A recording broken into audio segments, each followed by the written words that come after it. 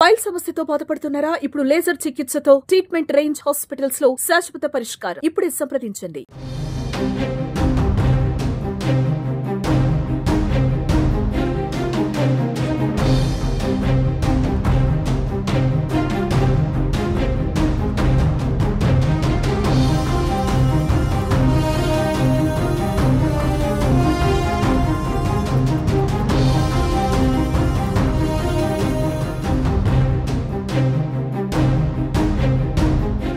ప్రపంచాన్ని corona virus గడగడలాడించింది. సుమారు 2 ఏళ్ల పాటు లక్షల్లో మరణాలు, కోట్లలో బాధితులు దీని బారిన పడ్డారు.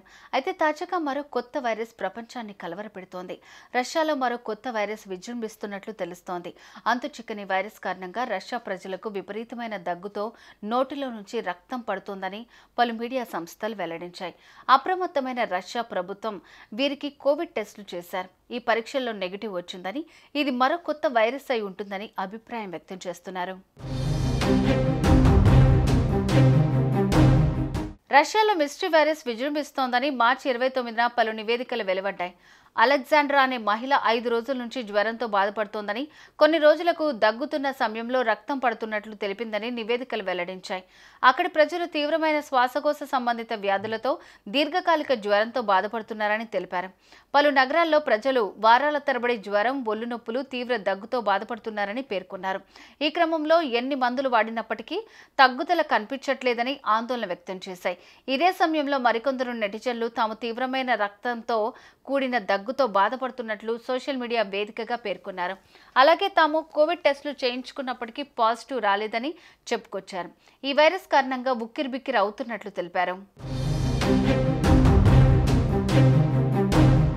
మరోవైపు ఈ నివేదికలను రష్యన్ అధికారులు ఖండించారు. తాము జరుపుతున్న పరీక్షల్లో దేశంలో ఎలాంటి కొత్త వ్యాధి కారకాలు బయటపడలేదని, కొత్త వైరస్ వ్యాపించినట్లు ఎటువంటి ఆధారాలు లేవని వెల్లడించారు. రకరకాల వదంతులు, తప్పుడు ప్రచారాలతో ప్రజలు ఆందోళన చెందుతున్నప్పటికీ అందులో నిజం లేదన్నారు.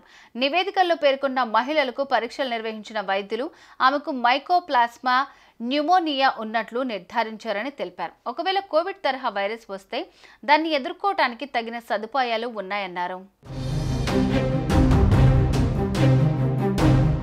పరిశోధకులు, వైద్య నిపుణులు ఈ వదంతులపై స్పందిస్తూ మైకోప్లాస్మా న్యూమోనియా అనేది కొత్త వైరస్ కాదని, ఇది ప్రపంచవ్యాప్తంగా సాధారణంగా కనిపించే బ్యాక్టీరియా అని వివరించారు. రష్యాలో ఈ ఇన్ఫెక్షన్ కేసులు పెరిగినా ఇది మహమ్మారి స్థాయికి చేరలేదని, యాంటీబయాటిక్స్తో చికిత్స చేయించవచ్చునని తెలిపారు. సోషల్ మీడియా నివేదికల్లో వచ్చిన కొన్ని పోస్టులు అతిశయోక్తులని, ప్రజలను భయపెట్టేందుకు వ్యాప్తి చేసినవని విశ్లేషకులు అభిప్రాయపడ్డారు. ప్రపంచ ఆరోగ్య సంస్థ ఈ విషయంపై ఇంకా అధికారిక ప్రకటన చేయలేదు. కానీ రష్యా నుంచి వచ్చే సమాచారాన్ని గమనిస్తున్నట్లు తెలిపారు. ఇక తాజా నివేదికల ప్రకారం రష్యాలో ఆసుపత్రులు సాధారణ స్థితిలోనే ఉన్నాయి. కొత్త వైరస్ ఆందోళనకు ఆధారాలు లేవని అధికారులు తెలిపారు. సుమన్ టీవీలో మీ పర్సనల్ అండ్ బిజినెస్ ప్రమోషన్స్ కోసం కింది నెంబర్కి కాంటాక్ట్ చేయండి.